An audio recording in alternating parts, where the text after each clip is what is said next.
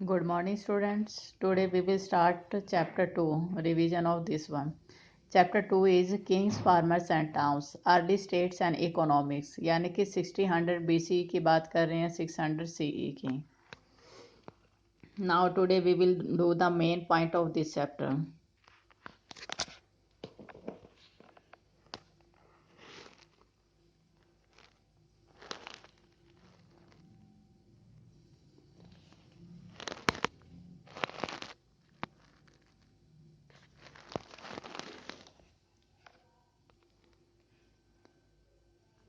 Several development took cover in different parts of subcontinent after 1500 years. यानी कि जो हमने इंडस वैली के बारे में पढ़ा था उसके बाद में क्या था कि जो काफ़ी जो फैक्टर्स थे जैसे decline of Indus valley civilization माना जाता है. कहते हैं उसके बाद में ही 1500 ईयर्स के बाद में हड़प्पा सिविलाइजेशन के बाद में ही these include composition of Rigveda. Rigveda की कंपोजिशन, एमरजेंस ऑफ यानी एग्रीकल्चर सेटलमेंट का उभरना, new mode of disposal of the dead कि मरे हुए के नए जो मोड थे, एमरजेंस ऑफ न्यू सिटी नए सिटी का उभरना, ये सब चीज़ें माने जाते हैं. यानी कि उसके अंदर क्या जो हमारे 16 महाजनपद जो होते थे वो भी उसके बाद में अर्ली स्टेट में ही वही आते हैं. फिर उसके बाद आते हैं इंस्क्रिप्शन, टैक्स, कॉइन. इंस्क्रिप्शन क्या होता है? एक हार्ड सरफेस के ऊपर लिखना, जैसे एक पिलर के ऊपर है लिखवा के और उसको ऐसी जगह पे शिफ्ट करवा देते थे. टैक्स, कॉइन जो सिक्के होते थे, और विजुअल मटेरियल. कहते हैं डिफरेंट सोर्सेज को बताते हैं, इससे ही हमारे हिस्टोरियन को इस एज के डेवलपमेंट के बारे में पता चला था. Inscription of Ashoka were mainly इन ब्राह्मी. जो अशोका के इंस्क्रिप्शन थे, यानी कि इंस्क्रिप्शन मैंने पहले ही बताया क्या होता है. इंस्क्रिप्शन एक ऐसा होता है जिसको हार्ड सरफेस पे लिखा जाता है, जैसे स्टोन पे लिखना, पिलर के ऊपर लिखना. कहते हैं अशोका के जो इंस्क्रिप्शन थे काफ़ी फेमस थे, और ये किस लैंग्वेज में लिखे हुए थे? Brahmani and Kharoshthi. Is very important बेटा, ब्राह्मणी एंड खरोष्टी लिपि. ये जो स्क्रिप्ट है कहते हैं सबसे पहले किसने पढ़ी थी? जेम्स प्रिंसेप्स ने पढ़ी थी. कहते हैं इससे इंडियन हिस्ट्री को एक नई डायरेक्शन मिली थी. ये सब चीज़ें क्या होती हैं? ये ईस्ट इंडिया कंपनी का ऑफिसर था जेम्स प्रिंसेस ने ब्राह्मी और खरोष्टी लिपि पढ़ी थी. फिर बाद में अगर हम बात करें the 16th century BCE generally consider a major turning point. काफ़ी मेजर टर्निंग पॉइंट माना जाता है कि जेम्स प्रिंसेस ने ब्राह्मी और खरोष्टी लिपि के बारे में पढ़ा था.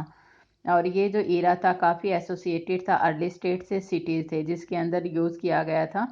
आयरन का सबसे ज़्यादा यूज़ होता था, लोहे का, सिक्के का डेवलपमेंट होता था. और इससे कहते हैं नया थॉट लेके आया था बुद्धिज़्म और जैनिज़्म.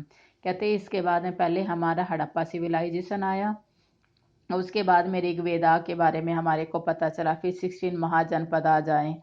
फिर उसके बाद में यानी कि अशोका वगैरह का इन सब का काल, और उसी समय के अंदर बुद्धमी जो जैनिज्म है. इस चैप्टर के अंदर हम ये पूरा का पूरा पढ़ेंगे, तो 16th सेंचुरी तक हम पढ़ेंगे ये.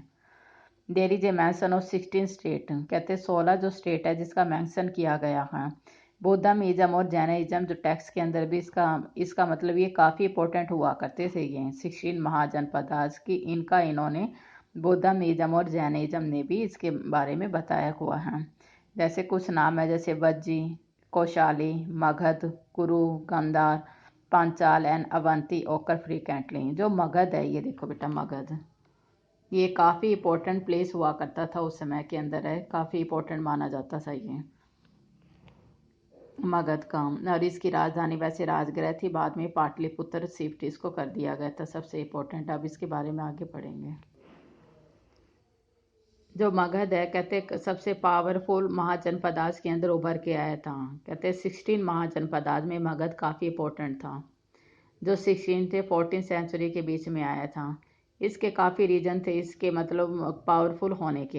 एक तो इनका ह्यूज रिजर्व्स ऑफ आयरन, लोहे का सबसे ज़्यादा यूज, एलिफेंट्स के काफ़ी मिलते थे, और एक चीप और कन्वीनियंस कम्युनिकेशन एम्बियस किंग. कहते राजा की इच्छा रहती थी, कहते जो साधन थे कम्युनिकेशन के वो काफ़ी सस्ते हुआ करते थे, इसलिए मगध काफ़ी इंपॉर्टेंट और पावरफुल माना जाता है. अगर हम बात करें फिर चंद्रगुप्ता मौर्य के बाद में 16 महाजनपदास के बाद में पहले मौर्य गुप्तास के बारे में आए, तो many serials will be available.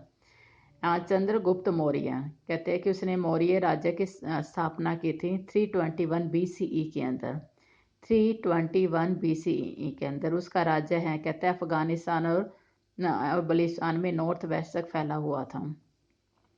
और फिर चंद्रगुप्त मौर्य का जो पोता था, ग्रैंडसन था अशोक, कहते हैं मौर्य एम्पायर का फेमस रूलर माना जाता है क्योंकि उसने कलिंगा को जीता था और उसको मौर्य राज्य में शामिल किया था। कलिंगा कहाँ पर है बेटा? नियर अबाउट उड़ीसा, उड़ीसा के आसपास में अगर आप मैप देखोगे तो there were 5 political centre of the Maurya empire. 5 इन्होंने पॉलिटिकल सेंटर्स इन्होंने बनाए थे मौर्य के।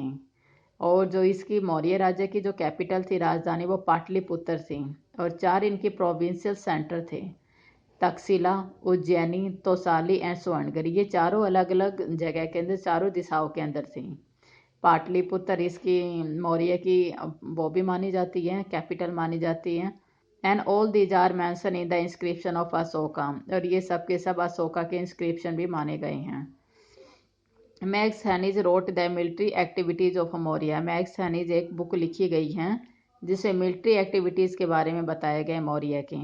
उसके अंदर बताया कि एक कमेटी होती है, उसके अंदर 6 सब कमेटी होती हैं, फिर दूसरी हैं उसकी सब कमेटी हैं, कहते हैं इसलिए सारी काफ़ी इंपॉर्टेंट है ये मौर्य का। और ये मैक्स हेनिज ने मिलिट्री के बारे में है, कहते उस समय के अंदर मौर्य ने मिलिट्री में जैसे मतलब स्ट्रिकनेस होती थी, वो जैसी स्ट्रिकनेस उन्होंने अपने राज्य में की हुई थी।